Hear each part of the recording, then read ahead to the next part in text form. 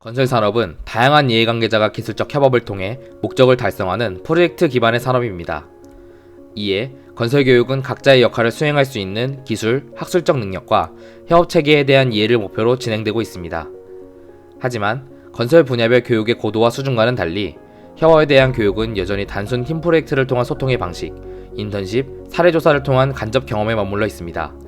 이는 건설 산업에서 이루어지는 실질적인 협업에 대한 이해가 직접적인 경험에 기반하기에 교육 과정에서 이를 학습하는 데 물리적 한계가 존재하기 때문입니다. 실제로 건설 교육 및 훈련 체계 개선 방안에 대한 연구에서는 현재 건설 교육의 문제로 현업과의 거리감을 두 번째로 보고하고 있으며, 건축 관련 외부 교육 프로그램에 대한 인식 조사에 대한 연구에서는 방해 요인으로 현업과의 거리감, 시간적 여유의 불충분, 교육의 비효율성에 대한 의견이 높은 비중을 차지하는 것을 확인할 수 있었습니다. 따라서 기존의 간접 경험에 머물러 있는 협업 교육 체계에서 더 나아가 건설 산업에서 이루어지는 협업에 대한 이해도를 증진시키는 새로운 교육 방식이 필요한 실정이며, 이는 학생이 직접 프로젝트 내에서 특정 역할을 수행하는 참여자가 되어봄으로써 개선될 수 있습니다. 이러한 배경에서 메타버스 기술이 많은 분야에서 시공 간의 제약 없이 가상의 공간 내에서 참여자 간 소통이 가능한 공간으로 각광받고 있습니다. 특히 교육적 측면에서 메타버스 기술은 학생들로 하여금 학교와 교실이라는 물리적인 공간의 한계에서 벗어나 다양한 사람들과 소통하면서 경험의 폭을 넓히고 성장해 나갈 수 있는 기회를 제공합니다. 실제로 메타버스의 활용 분야 내 교육이 차지하는 비율이 매우 높습니다. 즉, 메타버스의 활용이 기존 매체 활용 수업에 대한 대체제라기보다 기존 매체가 가지고 있는 문제나 제약점을 보완하여 교육의 퀄리티를 증진하고자 다양한 교육 분야에서 메타버스 도입을 시도하고 있습니다. 따라서 본 프로젝트에서는 메타버스로 생성한 가상의 공간을 외부로 제공하여 학생들에게 일종의 보드게임과 같은 가상의 건설 프로젝트를 수행하게 함으로써 건설 산업의 협업 구조를 학습할 수 있는 참여형 메타버스 건설 교육 플랫폼을 제안하고자 합니다.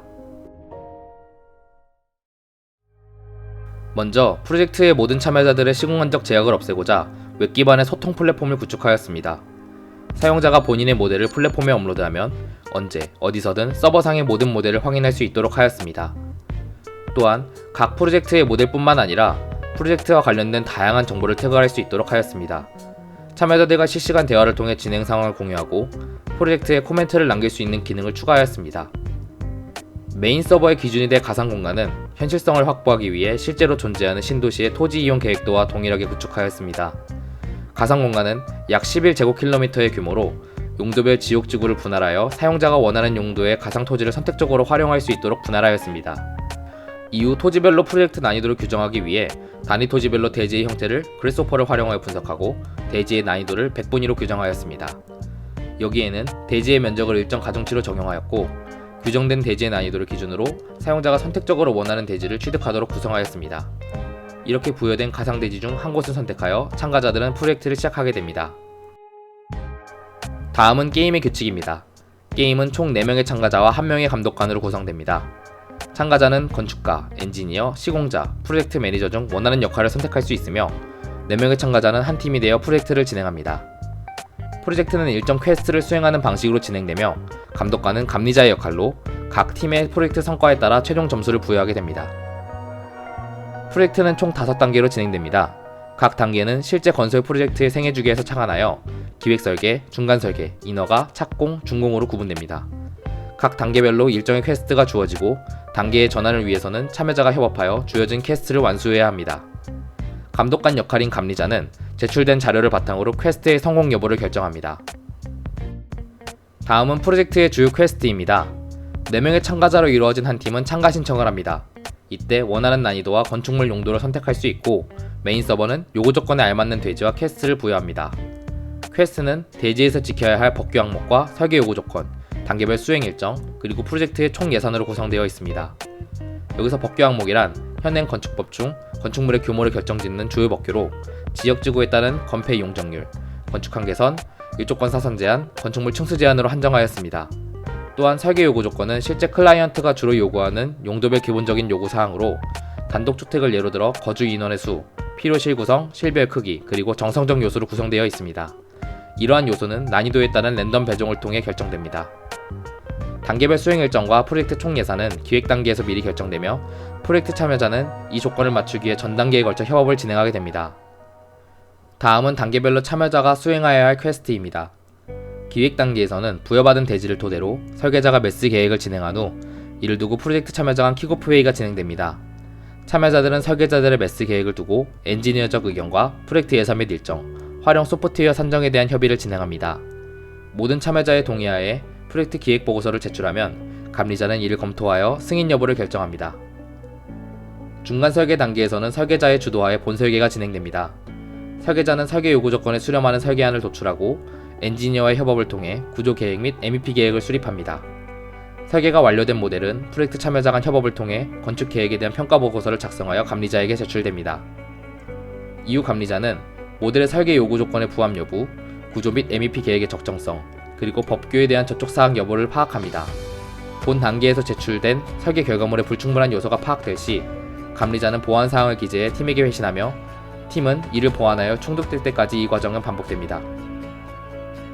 본 프로젝트에서 시공의 개념은 BIM 모델 구축으로 설정하였습니다. 이는 BIM 모델을 구축함으로써 시공에 대한 개념을 익히고 간섭 검토와 물량 산출을 통해 프리 컨스트럭션을 진행함에 의의가 있습니다. 착공이 되면 시공자는 BIM 모델링을 진행합니다. BIM 모델링을 진행하며 꾸준히 설계자 그리고 엔지니어와 소통을 통해 설계안에 대한 오류를 파악하고 수정하게 됩니다. 본 과정의 결과물은 BIM 시공 모델, 간섭 검토 보고서, 물량 산출 보고서, 최종 BIM 모델 물량을 토대로 산출한 최종 비용으로 구성됩니다. 그리고 프로젝트 매니저는 본 설계안에 대한 WBS 및 액티비티 리스트를 수립하고 이를 기반으로 로직 다이어그램, 공정표를 작성합니다.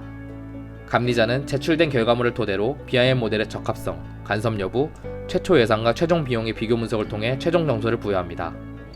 부여된 프로젝트의 총 점수는 프로젝트의 참여자가 동일하게 나눠 가지며 이러한 프로젝트가 누적되어 일정 점수 이상을 획득한 참가자는 감리자의 역할 권한을 부여받게 됩니다. 개발한 플랫폼과 프로세스를 바탕으로 건설관리 분야에 관심 있는 학부생 4명을 대상으로 한 달간 파일럿 프로젝트를 진행해보았습니다.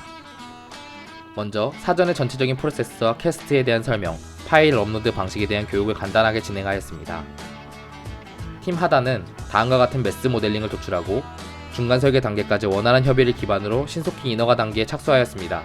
하지만 구조 및 MEP 계획의 적정성, 그리고 법규 검토에 대한 접촉 상황에서 문제가 발생하여 감리에 의해 보완 의견을 받아 재계획 수립 과정을 거쳤습니다.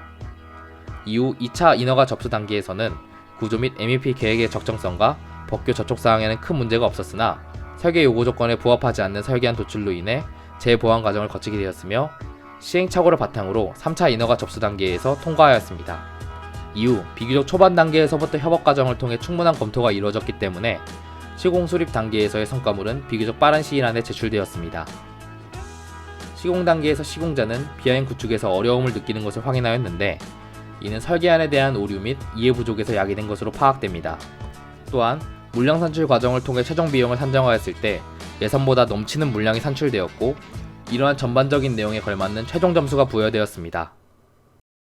그동안 팀 프로젝트를 진행할 때는 정해진 체계 없이 각자 하고 싶은 것만 하다 보니 마지막에 급하게 정리하느라 힘들었었는데 이번 프로젝트를 진행하면서 협업의 중요성을 느꼈고 전반적인 건축 프로젝트의 프로세스를 이해하는 데 도움이 많이 되었습니다.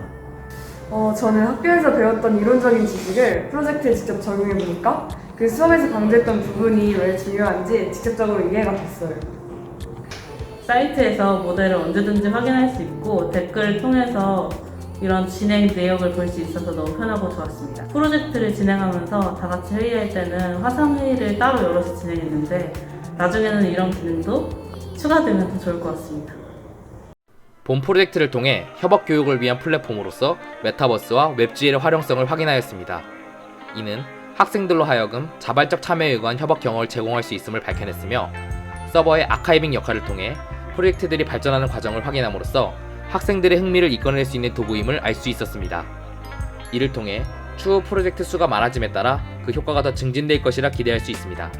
하지만 협업을 위한 플랫폼의 완성도가 아직은 부족하며 코칭 과정에 대한 디테일한 수행 방안이 필요하다는 점에서 한계가 존재합니다. 하지만 이러한 접근은 OECD 에듀케이션 2030에서 중요하게 다루고 있는 학습자 주체성의 일면으로 작용할 수 있을 것이며 학생들로 하여금 협업 교육을 단순한 오프라인 강의에서 벗어나 재미있는 교육의 장이라는 측면에서 앞으로의 교육 방식에 또 다른 시사점을 줄 것이라 판단됩니다.